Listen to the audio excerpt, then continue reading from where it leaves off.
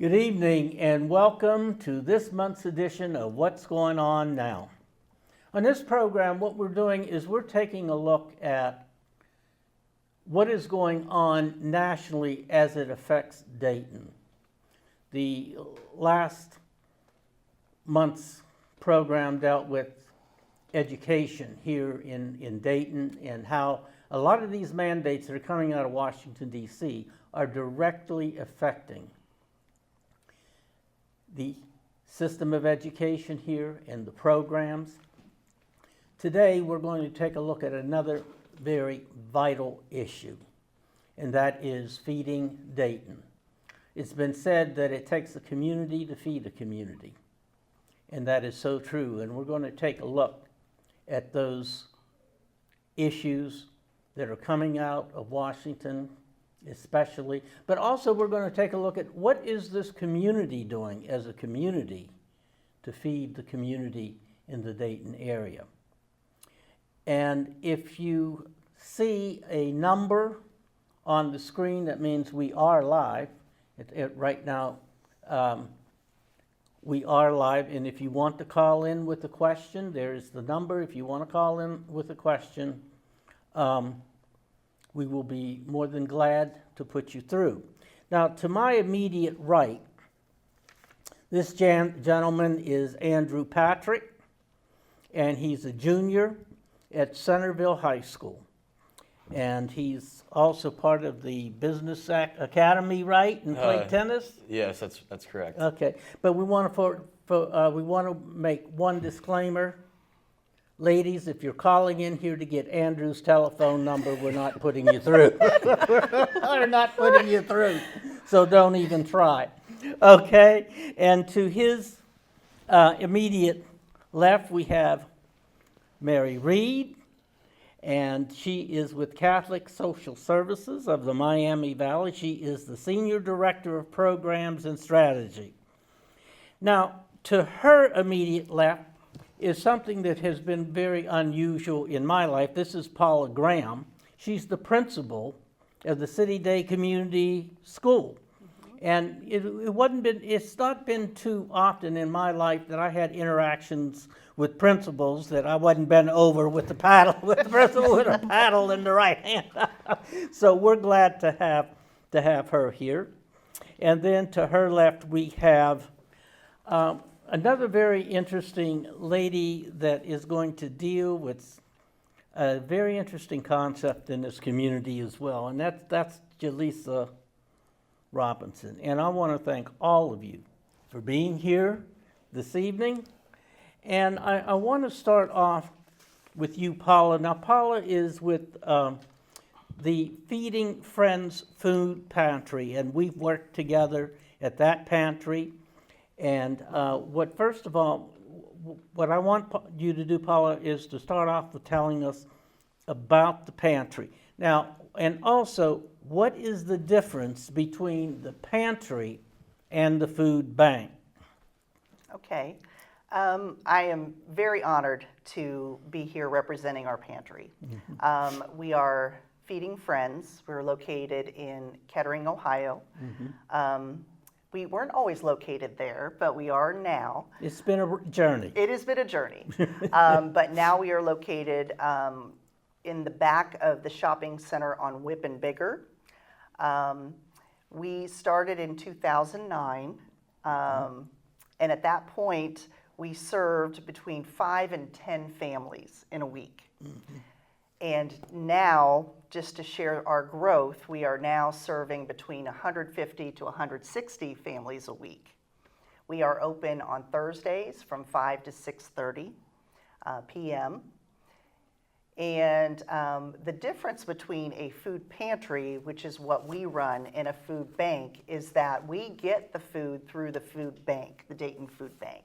Mm-hmm. So based on our numbers from the previous week, we will order food from the food bank, and that food is delivered on Wednesdays.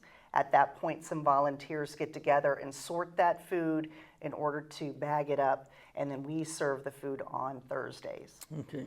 Now, I think also what is important, you were talking about the numbers. Mm-hmm. And we're going to be getting into these issues. the last serving was 184 families. That's a record. That, Yes. that is the record. And Feeding Friends, this particular pantry is a collaborative between 3 churches. And what are those 3 churches? Correct. So we started out and we were sponsored by St. Charles, we were sponsored by Harmony Creek and Fairhaven churches. And that's how we began. Like I said, and we've grown since then. We started out at Harmony Creek and then moved, I think, actually at Cross Creek. Cross Creek, We that's started right. It was there, Cross moved Creek. to Harmony Creek, and now we are where we are. And Harmony Creek was a jointure between Harmony Creek United Church, Cross Creek United Church of Christ and Oak Creek United Church of Christ. And then that became Harmony, and then with St. Charles and with Fairview, Yes, correct? correct. Fairhaven, Fairhaven. Fairhaven. Fairhaven on Will. Okay. Now let's talk a little bit about the mechanics here. You have seen an increase. Why? My belief is we've seen an increase. Well, of course, food prices have gone up, but also with the changes in the SNAP program has drastically affected our numbers. We have a lot of families that have gone through job loss, layoffs, things like that. So that all contributes to the increase that we see. Okay. And SNAP stands for Supplemental Nutrition Assistance Program, and we're going to be dealing with that. Mary is going to be really giving us some real good specific information about that. Now, how do families get connected into a pantry? So a lot of what we hear is word of mouth. However, we do have social services that refer or families to our program.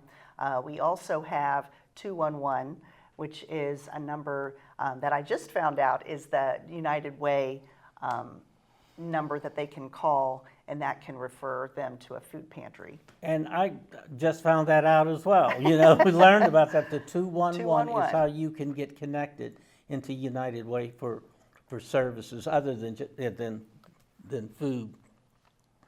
Okay, who are the volunteers? Let's talk about the volunteers.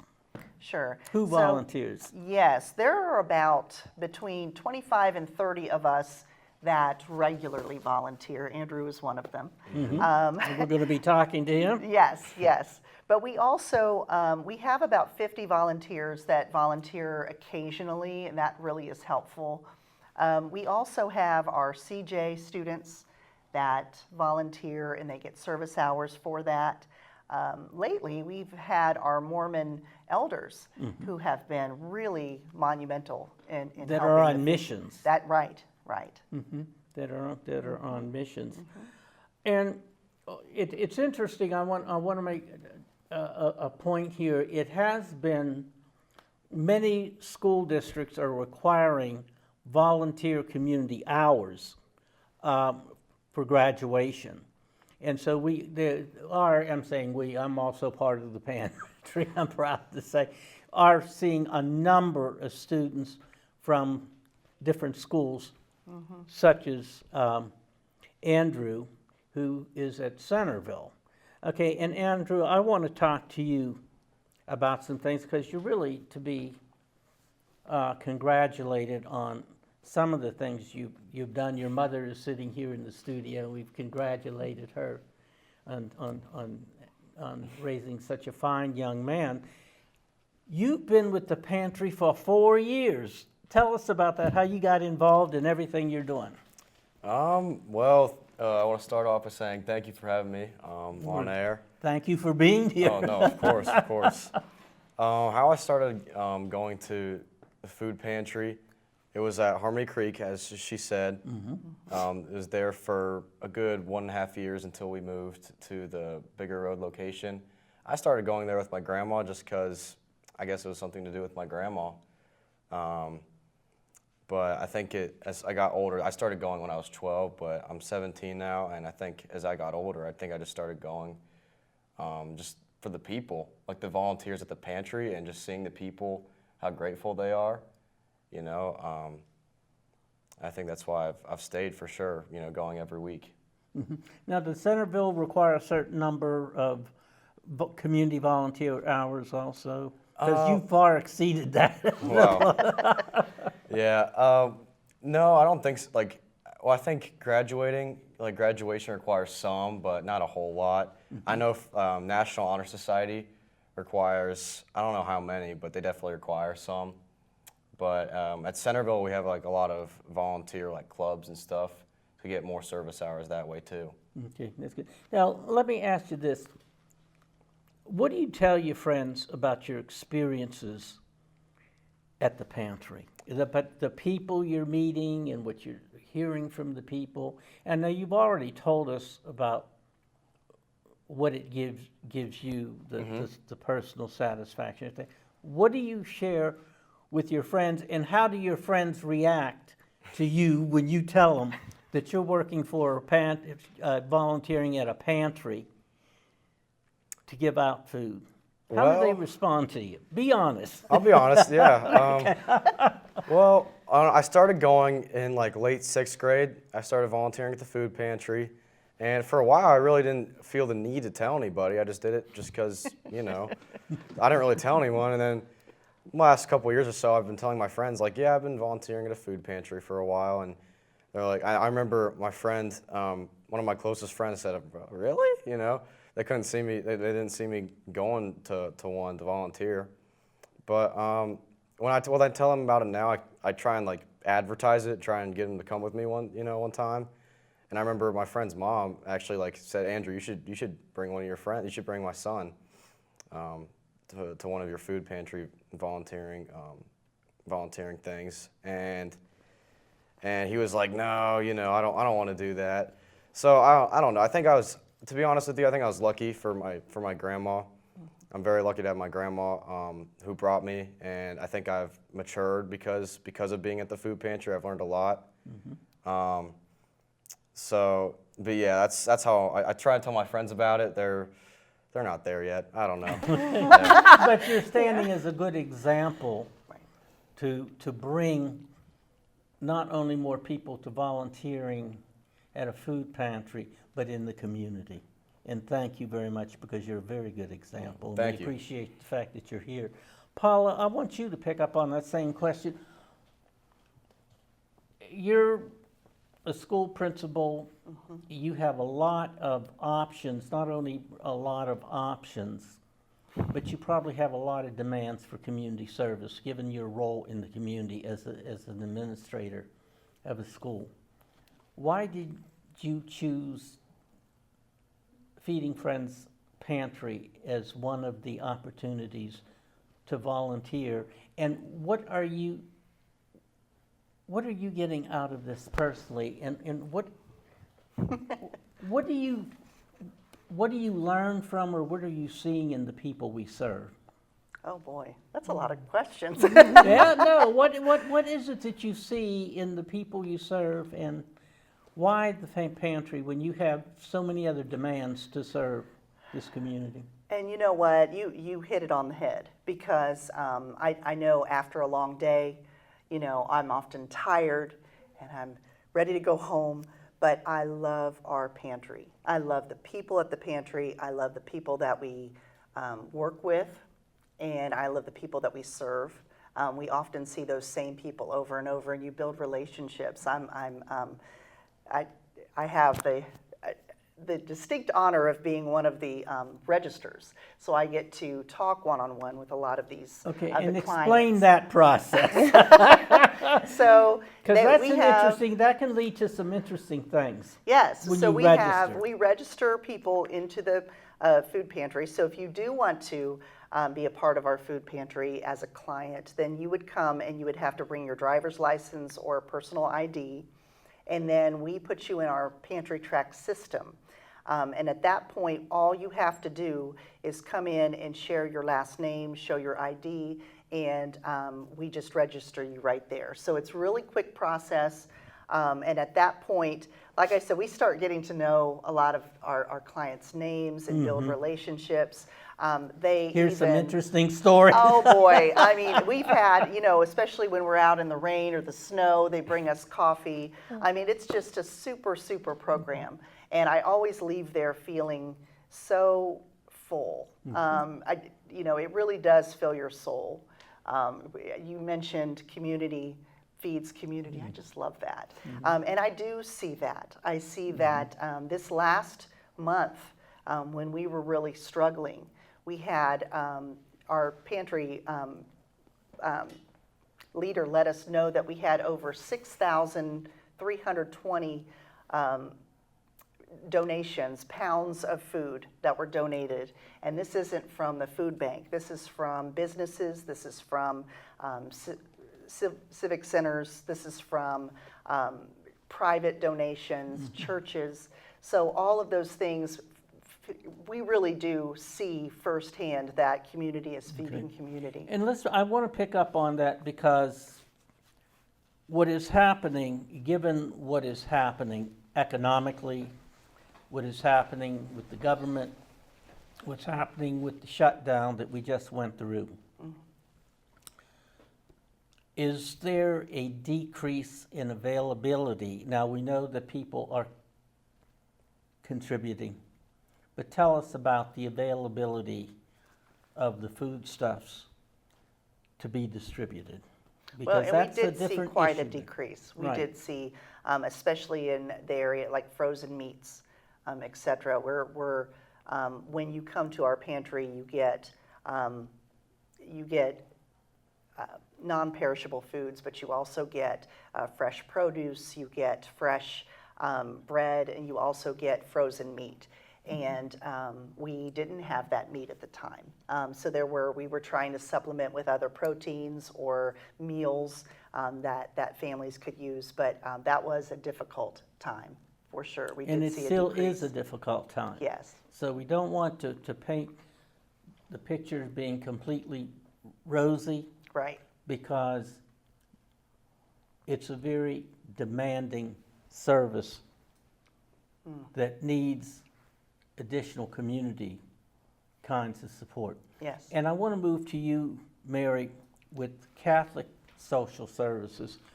That's a very popular institution in many, many communities. I know it is here in Dayton. First of all, what I'd like for you to do is tell us, what is the mission of the overall mission of Catholic Social Services in the Dayton area? Sure. Our mission is to strengthen families, and we do that through a variety of ways, everything from serving pregnant women to seniors and everything in between. I'm here tonight to represent our Choice Food Pantry, which clearly food is a cornerstone for all families, so it's one of our key basic needs programs that we have. Okay. Now, explain to us about this, because this is something that I learned in the green room. Feeding Friends has gone up to 184 at the last distribution. And it is a one-time distribution that goes from 5 to 6:30. Catholic Social Services is much more expansive. Sure. Talk about that. yeah. Let's talk about that. We operate in much the same way as Apollo described, but we are open Monday through Friday. We are located near McIntosh Park in Dayton, and we serve neighborhoods in West and Northwest Dayton. So That's on Riverview, correct? Correct, Well, yes. that's that's where the service is, but there is another one office down on Brown Street. That's correct. Right. But our pantry is at our Eckerly Center, which is on Riverview. The scale of our pantry is really because of the need in the community. It's a neighborhood, surrounding neighborhoods with high rates of food insecurity. So we find really called to be there and present in that neighborhood. We actually had a significant renovation last year that we completed, which remember expanded that. our pantry area. And when we were looking at whether to relocate or stay, just the need and our presence in the community was felt to be so great that we decided to stay where we are and invest in that location. So we see around, pre-pandemic is the last normal service that I can really talk to you about, which was maybe 80 or 90 households a day would be an average service. Now an average service is around 130 households a day, and that's been since the beginning of this year. We have seen recently with the federal shutdown, we were hitting numbers close to 160 a day, and really just anticipate that number is going to continue as people really still struggle with meeting the demands of food costs. And I think what is important there, when you talked about the federal shutdown and people that were going to that pantry on the federal shutdown, you were seeing people other than those that would typically come from a food insecure neighborhood. The demand increased to another population. Talk to I us think about that. people often ask, who do you see at your pantry? And I always say that there's no typical person other than people that need food. And really that is cross-cutting, and we're talking about across the city, South Dayton, North Dayton, West Dayton, across the community. You're seeing people that are struggling, and as costs go up, that's even more. A lot of those that we serve are working, but they still can't make ends meet. We see families with children, we see seniors. We also are seeing that we used to see some households maybe a couple times a year, and now we're seeing that they're having to come to us more frequently because of the demands. So what you're seeing is people that are employed. Correct. People that are employed, and we see this at the food banks, people that are employed and given grocery prices are still having issues putting food on the table. Do you see that syndrome increasing, or what's going to happen? I mean, I think that that's going to continue. I think we all feel it when we go to the grocery store. I know Jaleesa can talk a little bit about food prices as well. Mm-hmm.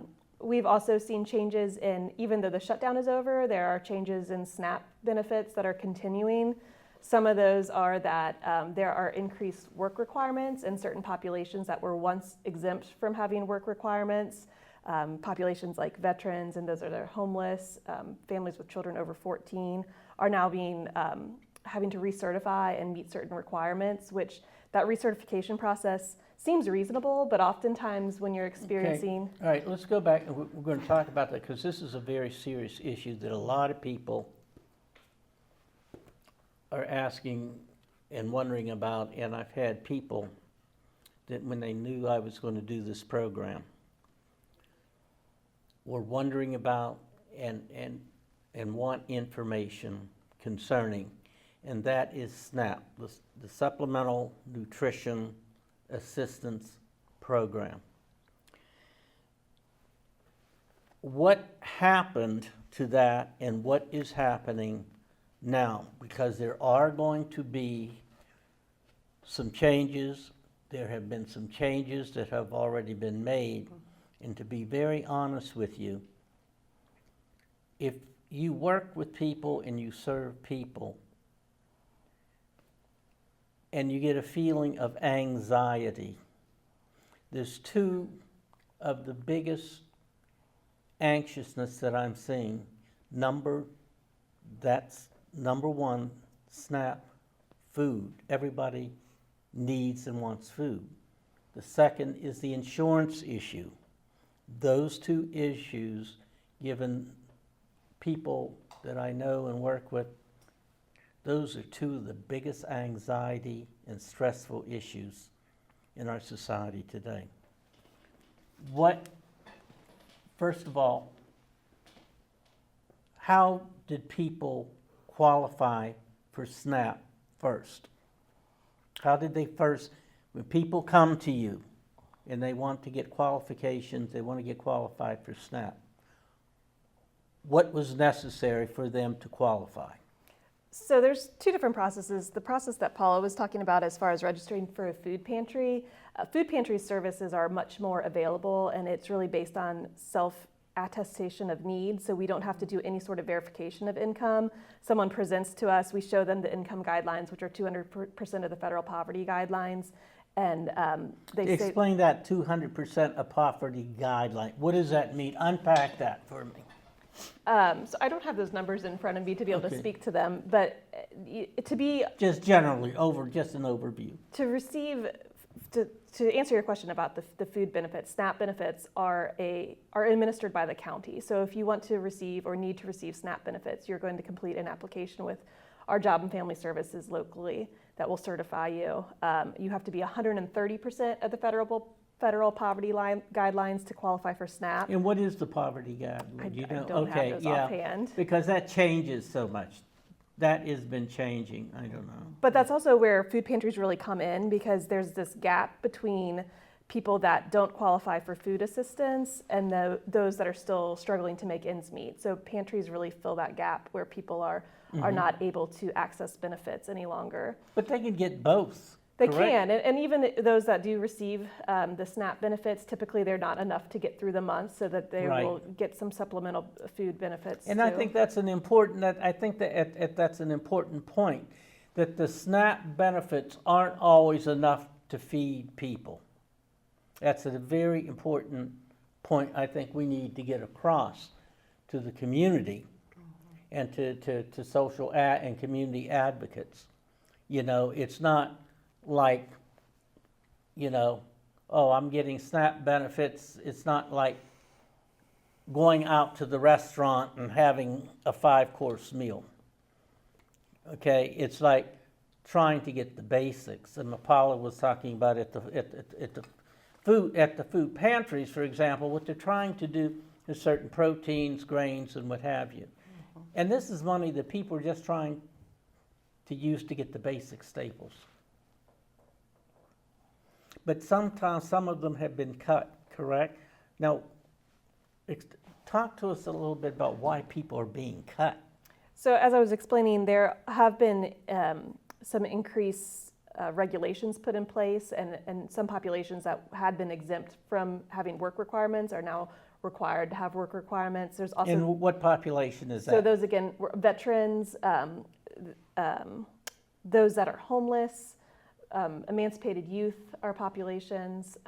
We are seeing at Catholic Social Services, one of the populations we serve are refugees, and as of November 1st of this year, there were changes in federal eligibility for SNAP benefits that excludes refugees, which have historically been eligible for food benefits upon arrival, which is leaving a vulnerable population without access to food. Another reason is just this recertification process, particularly if you are experiencing food insecurity. You might be experiencing other challenges like housing instability, moving from place to place, which means if you're getting notifications from Job and Family Services about a need to recertify, you might not receive those notifications and not intentionally ignore them, but you miss your recertification and then find yourself without benefits. So there's definitely periods where people go through gaps in benefits. And that's because, in other words, the food insecurities is tied in to so many things other than the food. It's not just food. It's a social. It's the social circumstance. Paula was talking about their registration process. We do the same thing, but we call it intake. And we do know that people are coming. If you're coming with a need for food, you usually have some other challenges you're coming with too. So it's really important to have that one-on-one space to be able to listen to folks and hear what they're having struggles with, and hopefully maybe connecting them to other resources within the community as well. At Catholic Social Services, we do invite some other community providers to have tables in our pantry during pantry hours, healthcare providers, community service providers, so that as people are waiting to receive services, they're also getting connected to other resources as well. Okay.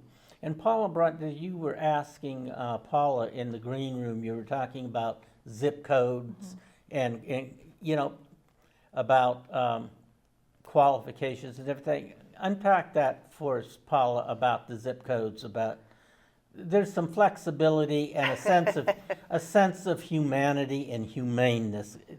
Yes, You I wanna think pick that's up what I'm most proud of about Feeding Friends, is we don't discriminate at all. And we serve mostly the South Dayton population. I know that's different from you, but and just like both of us said, we don't turn anybody away. And I think that's the most important thing out of this. And I think another thing is attitude. That one of the Yes. things that we pride ourselves is the dignity that we uphold. Yes. of people. And I don't know, I think you see that too, the dignity and how we relate to people that come, that maybe. Oh yeah, absolutely. Yeah. Didn't mean to put him on the spot there. I don't No. think he was that was a zinger.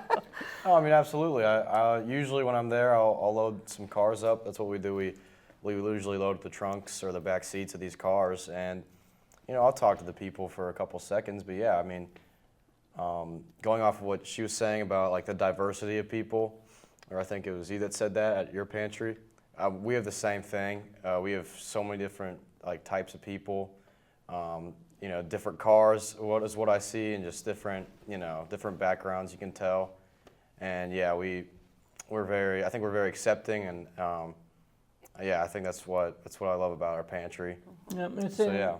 Another thing like we have to do, like the people, the rapport with the people and coming to our pantry. For example, we have people, because of their religious standing, do not eat pork.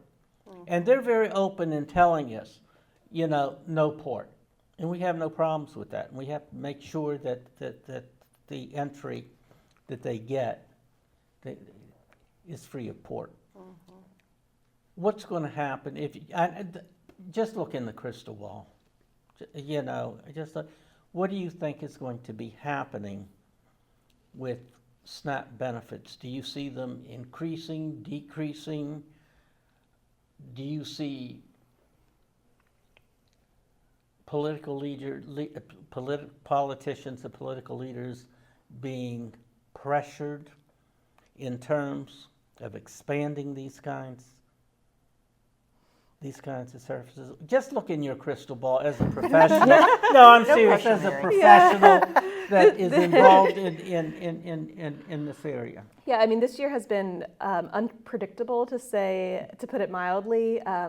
But I think as far as the work requirements and the changes in benefit access that I mentioned, that we're definitely going to see more people finding themselves no longer qualifying for benefits, which is going to increase need. I will say one encouraging silver lining, maybe that we talked a little bit about on in the green room as well, was that with all the federal changes and the federal shutdown, we really saw some mobilization in our own community, whether that came from private donations and also locally, our county leaders contributed to our food bank, and the state also stepped up. And so actually in recent weeks, even though we had increased demand, we had more food supply than we've had really since the beginning of this year. So But the demand is up. the demand is up, and that's not sustainable too. And really, if you look at the math, nonprofits and local communities cannot fill the gap where SNAP benefits are cut. That federal program is really vital to providing food for so many households, and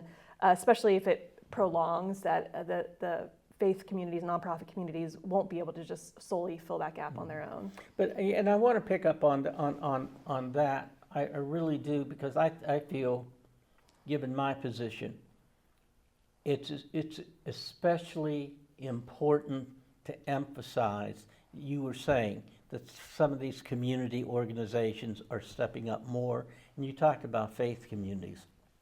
And I think, from my perspective, I have to uplift the fact that our faith communities are going to have to step up even more. And I think that's part of our calling in who we are, that the faith communities are going to have to take a look at what is going on and to step up further. I think another concerning factor is when we talk about households losing benefits and maybe work requirements, and maybe there's a thought that there needs to be accountability, but often who is suffering are children in those households. Right. Children are receiving SNAP benefits at a much higher rate than single adults. It is a vital source of nutrition for children, and they don't have any say as to those work requirements or if paperwork gets certified in time. I mentioned before about our refugees losing benefits that we provide services for. So just in context, at Catholic Social Services, we have about 360 refugees that we're serving in our employment-based program. So these are individuals that are working towards employment, but maybe not quite there yet. About half of those are employable adults. So then we're talking about the other half, 180, are dependent household members. Many of those are children. So those are people that have lost benefits as of November 1st that no longer are receiving federal food benefits that need food on the table. And you would predict that that number is going to increase? It will at least continue. Yeah, at least continue unless there's some sort of intervention. And also, you know, the work requirements and inclusion, that's going to be a tremendous bureaucratic monitoring. How that is going to be monitored. That is not going to be easy to monitor all of that. And she was talking about, you know, some of the issues that you were talking about in terms of refugees and that all those kinds of things in the quality of food. Jaleesa, I'm going to get to you because, you know, and I have to thank all of you in that at this point what you have done is you've created a very realistic scenario. This is the situation. But I'm getting this sense of optimism that this is something that we have to deal with as a community, and we can deal with it. I'm getting that sense of optimism. It's a challenge.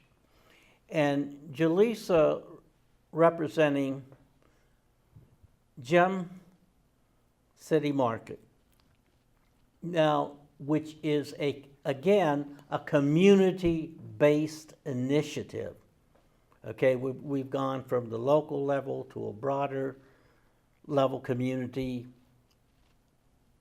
approach, and now we're going to take a look at a social advocacy approach that represents the solution that has been proven, tried and proven, and exists. Tell us, first of all, what is the Gem City Market here in Dayton? Yes. So very happy to be here representing Gem City Market. And Gem City Market is essentially a cooperative grocery store. Our mission is to serve, engage, and empower our neighborhoods. And we do that by being able to exist and provide fresh, affordable groceries in a clean and welcoming environment that is worker and community owned.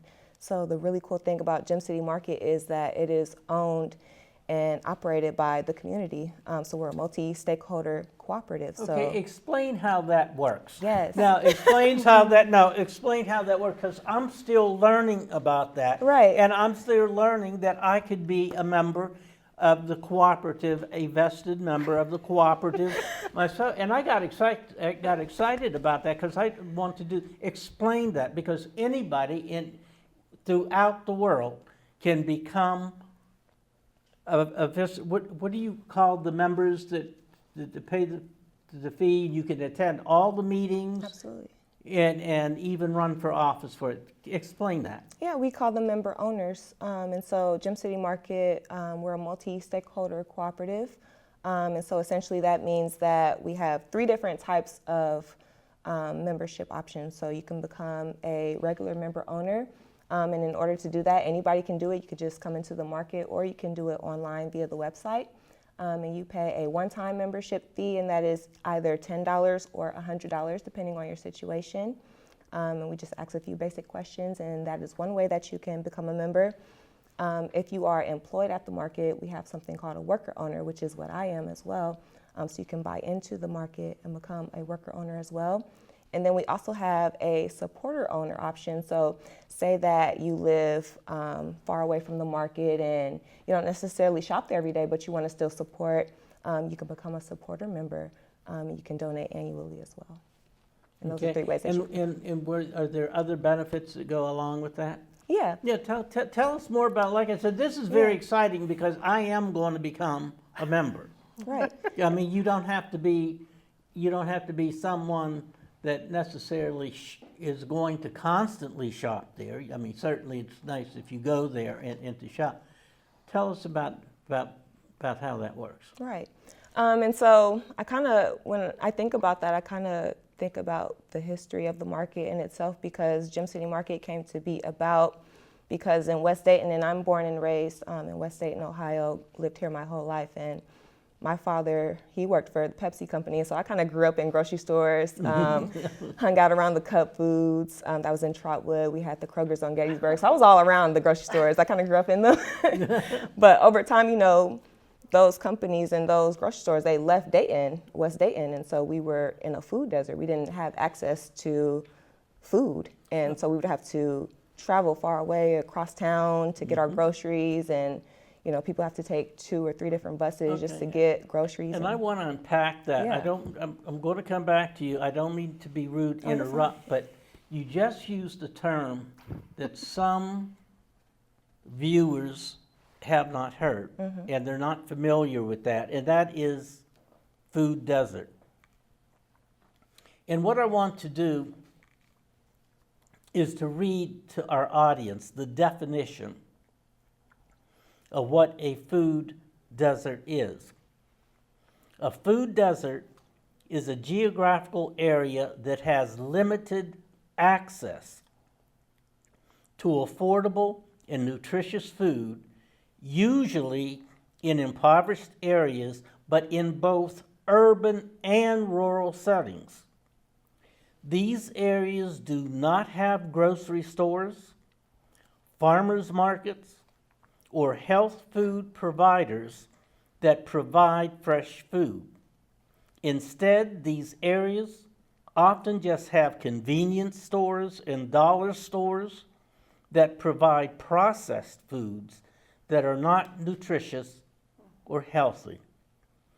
And many times, for people with developmental disabilities, other barriers add to this issue, such as lack of transportation and services, and you were just now getting into all of these areas that I want to unpack. I want to unpack. First of all, it's common knowledge that the quality of our food leads to the quality of our health. Good food helps to lead to good health. There are areas that do not have readily available or accessible grocery stores. And especially in the Dayton area, because you were bringing this specifically down to Dayton, there have been a lot of stores, grocery stores, that have moved out of the city. Yes. But out in the suburbs and so forth, grocery stores are growing, specialty grocery stores, all kinds of specialty grocery stores. But within the city of Dayton, in a lot of urban areas, that's not true. That's not true. And then you get into areas, you've got to get to the grocery stores. Now, we are seeing that there are some people, if you have good transportation, that are even, and this is a very important point, people are even going out to the suburbs to do the shopping and coming back. And it's not only an issue of accessibility, that's for people that have cars, okay, people that have cars and can do that. But it's an issue of quality. And I want to talk a little bit about that, about quality, but I want to give the floor back to you, because people don't turn in, they don't tune in to listen to me. They want to hear what you have to say. Unpack that for us, please. Absolutely. I can unpack it in a personal way, because I was that person that had to rely on public transportation, take 2 or 3 buses to get to the grocery store in the suburbs, to get whatever I could carry and take it back on the bus and bring it back home and it does a lot, you know, for your mental and for your all kinds of things. And so the community said that enough was enough. And so that's how Gem City Market became about, is because the community came together and said, we need a grocery store in our community where we have access to the foods that we need for the better quality of our life, for our health, for our children, all kinds of things. And so I think that's what's so special about it, is that the community came together and brought about the market. And, you know, people had their thoughts and ideas about this market in our community, not sure if it could survive or not, but here we are 4 years later, still going strong, still working together to combat these different things that are happening in the community, such as what's going on with SNAP and EBT, and, when that came about, we came Yeah, to how has that Yes. affected Gem City Market? Yes. Yes, let's talk about that, because it has to have affected Gem City Market. Well, a quarter of our shoppers rely on SNAP and EBT. And so when that happened, we immediately thought about what we can do to spring into action to help our customers. And so we partnered with the food bank and we set up these donation bins where customers could come in and shop with us or bring in food or whatever and just fill up these bins. And we've collected over 10 carts of bins, or over 10 carts worth of food from these bins that we have donated to the food bank every Wednesday. And just that period of time where I got to see the community kind of come together and pull our resources and keep funneling food into the community feeding community. Like, it's just really beautiful to see and witness. And I love that Gem City Market is kind of like not only a grocery store, but also a community hub where we can come together and do those sorts of things for the community. Okay, there's a couple things. I just want to give testimony to what you're saying. But let me ask you another question. What about quality? Now, you mentioned quality. Let's, because I've got a couple things I want to say about that. Talk about the quality of food that oftentimes goes along with a food desert. Absolutely. Talk about the quality. It's rough. It's rough for me personally because, like I said, I grew up in that, and my dad, we relied on those convenience stores a lot because we were in the food desert, and so.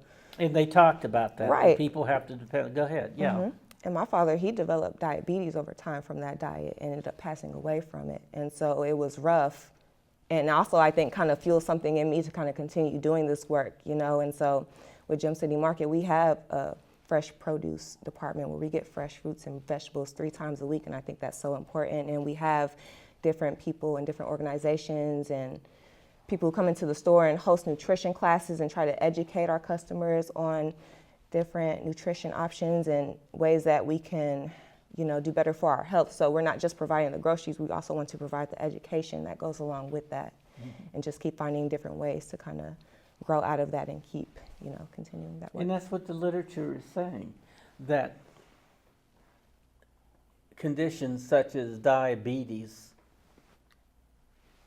is quite prevalent because the quality of food goes along with the quality of health. Absolutely. And I'm sorry about your father, but unfortunately, it is a reality. And I want to say this, one day I had a meeting and my wife called me and wanted me to stop at a grocery to pick up some groceries. I said, fine. Well, I was coming through Dayton, and I said, well, I don't have to wait to go home to go to the grocery store. I'll just stop right here. Now, I'm not going to give the name of the chain. I'm not going to give the name of the grocery. Not going to say where it was, except for it was in the city of Dayton. So I stopped and I went in to the grocery store, and I was shocked.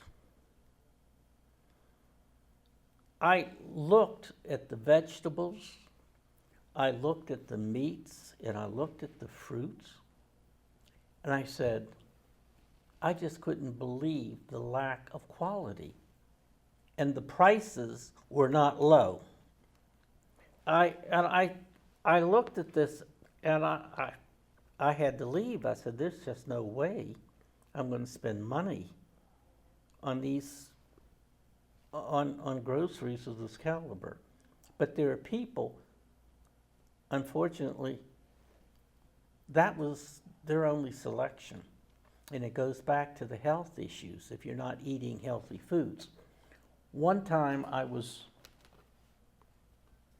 at a friend's house, and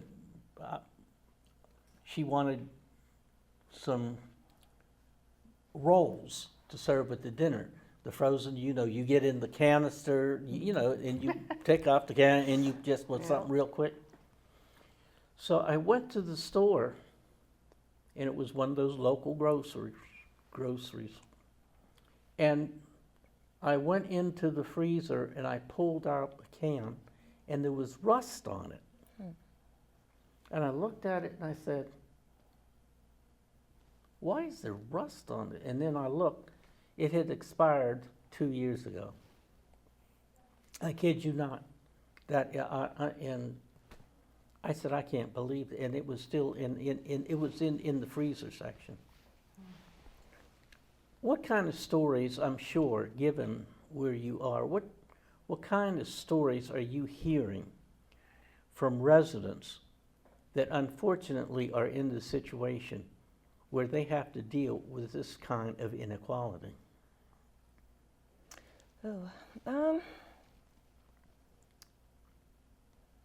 I think that a lot of our customers,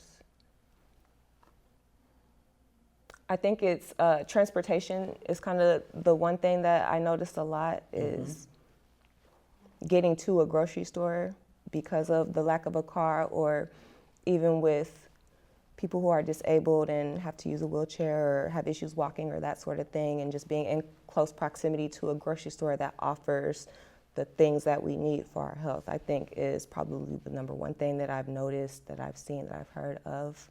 And so our market is located right across the street from a senior living facility. And so Right. it's always a joy to see Location is always Right. important, yes. And it's such a joy to always see those customers, because they come in every single day and they're always so excited, and just like they always express gratitude that we're here, and we're always willing to help them with whatever they need. If they need something that they can't find, we got in the back, we'll go grab it for them. If they can't reach it, like all those sorts of things, we want to cater to them and make sure that they're having the best experience, because we know how much it means to them for us to be in existence, that they can reach us by Okay, themselves. I want to have the pictures put up on,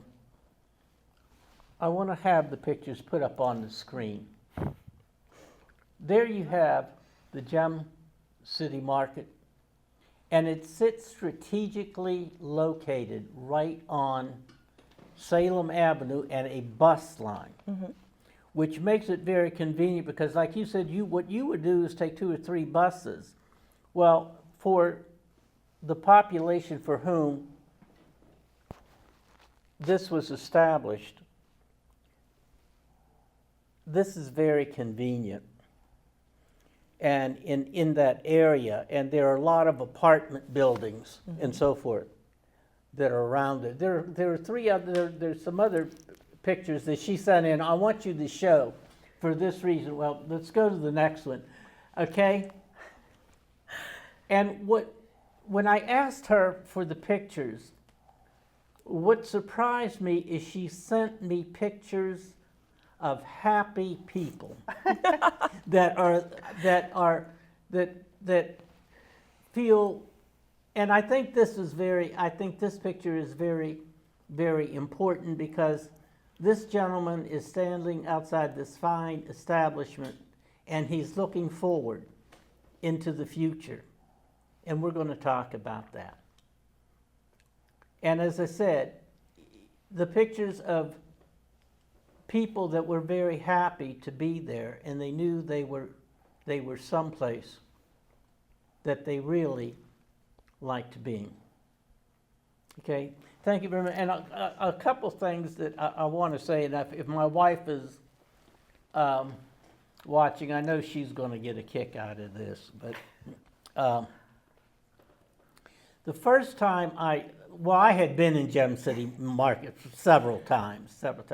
But then when I went in to make contact with someone to do this program, I said, wow, those juices. I went up there to those juices. Yeah, she's laughing. She knows what I'm talking about, because they have a juice section. And I said, wow, I've got to have one of those. So I had to run out to the car and get my credit card, because I just had to have one of those. I had to have one of those juices, and they were delicious. Some of them, which had a ginger tinge, and I'd never had a gingered fruit juice. Okay, so I enjoyed that. So then today I came by for us because we were discussing the program, and I went back to the deli section. And my wife knows how much I love wings. I went back to that deli section and I saw those wings. I said, wow, I've got to, I just looked at that deli section. I said, I just got to have some of those wings. And I said, I said, how much? And she told me how much a pound. And there wasn't a pound left because they went fast. Yeah, Those they do. wings go fast. And I said, well, I know you don't have a pound, but I'll take what's left. She said, okay. So I got the last bit of the wings there. So when you talk about quality and you go around, you see the quality. You see the quality of the meats and the foods and the vegetables. And that shows care, and that shows commitment to the community. You want to expand about, because you got the deli, you got a lot of different things there. Oh, yeah. I mean, I can't walk in there without going. I had to run back out to the car and get the credit card. I had to have those last wings. Well, it's the truth. Gym City Market really has it going on. Like that picture you showed up there with Curtis in front of the meat section, that's actually our butcher. And he hand cuts that meat himself by hand in the back. We have a meat saw and everything. And he takes such great pride in his work, and he does such amazing work. And I personally love our meat department. I get all my meats exclusively from Gym City Market. I love it there. And when I first got to the market, I actually started off in the deli. I was in the deli for about 3 years. I actually left the deli this year. When to go into management. Yeah, back in June. But yeah, I've been in the deli, and I always said, like, the number one ingredient back there is love. Like, I never serve anybody I wouldn't serve myself, my family. Like, I cook for the community, like I would cook for, my loved ones, and, just putting that love and that care. How do we expand this? I mean, that's a good example of the solution. Yeah. Now, that's the solution, long-term solution. Tell community leaders how you feel that should be, that example, that model needs to go forward into this community further. Mm-hmm. I think it all starts within yourself. When I think about kind of my journey, I was just always very passionate and wanting to make a difference. Like, I remember when I first came to Gym City Market, I just so happened to move across the street from the market. I didn't have a car at the time, and so I had this market across the street I could walk to, and it was great. And I just wanted to be there so bad. I had quit my job and put all my energy into getting hired on at the market, and I eventually did. And I would be so excited, I would run to work, literally physically get up and run to work. Okay, we're going to wrap this up because we have about 5 seconds. Thank all of you for coming. I appreciate the information, and so appreciate it very much. And Mom, thank you for coming. Thank you for watching, and we'll see you next month.